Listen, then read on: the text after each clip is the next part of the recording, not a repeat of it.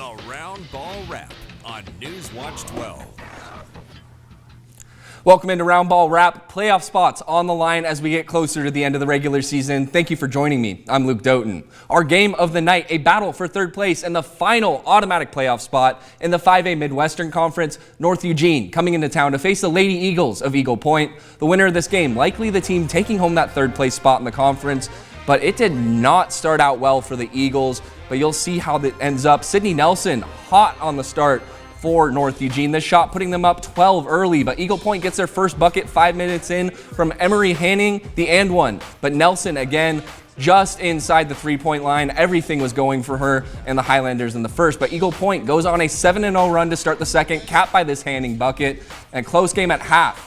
Eagles up 3. But the second half, a different story. Maddie Daw, the nice pass to find Katie Ledbetter for 2 to start us off. But then the Eagles turn it up. Katie Lindstrom finds Jill Garlitz in transition. Eagles own the second half. The final, 61-42, Eagle Point. Emery Hanning was everywhere. Here's what she had to say that helped them overcome that early lead by North Eugene.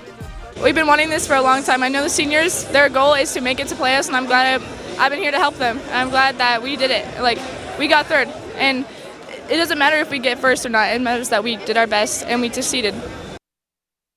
And the boys, they were right before this game. The Highlanders, a top squad behind Thurston in the conference. But Eagle Point looking to do some damage tonight. Logan Moreno going to start us off. Check out this feed inside to Angel Cervantes. A great pass, great finish there. Eagles do a great job locking up Jordan Gray on North Eugene, but Zach Fisher picking up that slack early for 2. Easton Raybury, he's going to pull up for 2 here and get the foul. But just seconds later, off of his missed free throw, he gets the ball back and a tray ball for Rayber. He was on fire in those seconds there, but second half, a different story in this game. Gray, he's going to spin, fade, and fire. Highlanders pull away the final in this one, 79-69.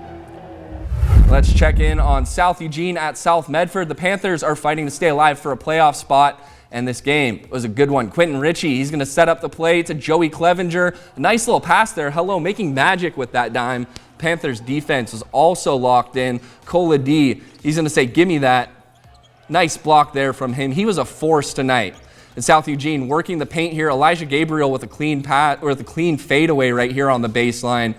But here is a top play for you. Chase that ball, big fella. Watch your head. Come on, Calvin, what a finish. But in the end, that wasn't enough for South Eugene. South Medford takes this one, 61-40, to keep those playoff hopes rolling. Here's what Cola D had to say after the game.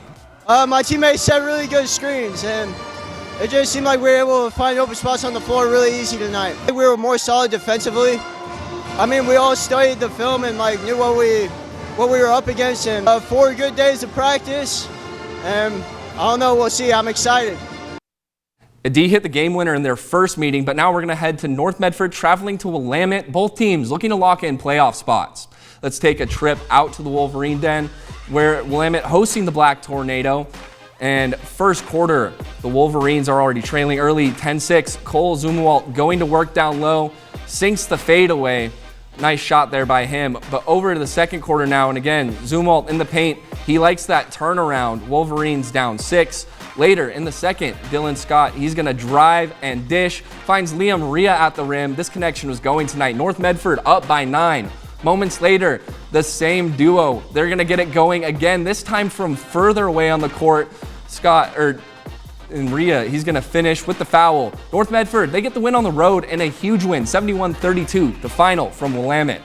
Now it's time for the girls, the number 2 team in the state for 6A, the Willamette Wolverines, looking to hold down the fort, but they got a tough task. This North Medford team is feisty. Second quarter, Willamette leads 21-11. Sophia West playing some give and go, finishes inside for the Black Tornado. Later in the quarter, Izzy Harms playing some defense, gets the steal, takes it away. No one's in front of her. Wolverines in control in the first half. Final minutes of the half, though, Bryn Smith in transition makes the defender miss. Nice little step through there. Willamette up 15 points. Now Bryn Smith, she's going to be left alone outside, but can't hit this one. But right place, right time. Diamond Wright puts it back for the Wolverines. And just before half, Bryn Smith again gets it to go just before the buzzer. North Medford does their best to hang on, but Willamette defends their home court. The final, 59-46, Wolverines. And the number 1 team in 5A girls basketball in action tonight, let's head on out to Central Point. Senior night for Crater High School, a full Crater crowd made a tough atmosphere to walk in for Churchill. Let's get into those highlights. Lydia Troiori, a top scorer tonight with 22 points. Whether it's from the paint or from the three-point line, she was cashing in points all night. There's that three-pointer, and a huge part of this dominant team. In the third, the Crater defense doing what they do best, stealing the ball for a quick rebound, and Churchill nowhere to be seen. Taylor Young, she's going to put it up. It's okay, girl, you got it. Taylor Young, a baller. She's just a junior. She's going to be returning.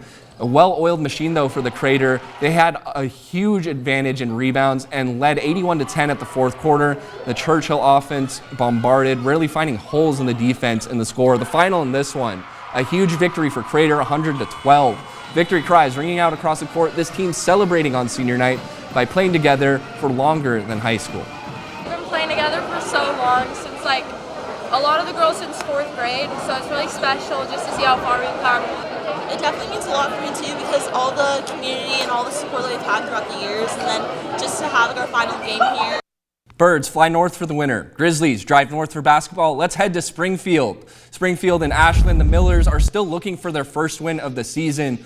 Let's go ahead and get started. A nice dish inside for the easy layup for the Millers. But on the flip side, Grizzlies responding here. JoJo Harrower, a freight train on wheels, powers his way inside step by step. He just knows how to ball. Good to see him out on the court after he got hurt last week. But Springfield trying to keep pace. Jonte Ariano, tough shot and a friendly bounce here for him. The bucket falls. When you're looking for any win, you take what you can get. But the Millers looking to get back inside. They find an opening, but it's blocked. Vinny Trinka there, though, for the second effort, keeps this one close. But Harrower and John Harper had other plans. Bullseye from range. The Grizzlies keep Springfield winless with just 2 games left in the season. Ashland hangs on for the final, 59-53. And now to the next game. The girls taking the court now, and this Springfield team for the girls, they are the second team. They don't know what mercy means. It was 43-3 late in the second, but make that 45-3 after the Mila Wilson bucket. And fast forward, Miller spreading it around all the way. Sailor Hall in the corner, a walking bucket, and she's only a sophomore too, so a lot ahead of her. Grizzlies trying to find some life, down by 50. First shot, no. Second shot attempt, no good, but third time's the charm. A great effort by Claire Kiekefer. And count that bucket and the foul, but just because the Millers were up big didn't mean they were going to stop scoring around the world. Back to Hall, deep three. Get ready to watch 2 more years of her. Springfield drops 94 on the Grizzlies, the final 94-23. And now Mazama Hidden Valley, a huge matchup in the Skyline Conference. A win is huge for either team in those standings for that first seed. Mustangs, Naren Stone here, he's gonna break through the defense. Tough layup here on the reverse. Nice shot by him. But Joshua Iwanizu, he's going to get working in the post. Nice little step through off the spin there. Makes the basket. And now Mazama's Ryan Hayden. Good layup there from him. And the Vikings keep it going. Hayden gets the ball, makes 2 points. And Naren Stone going to get the ball final in this one. Wrap it up for Roundball Wrap this week, but we got 1 more week coming up, so stay tuned next Friday at 11:15. Have a great Friday and enjoy your weekend.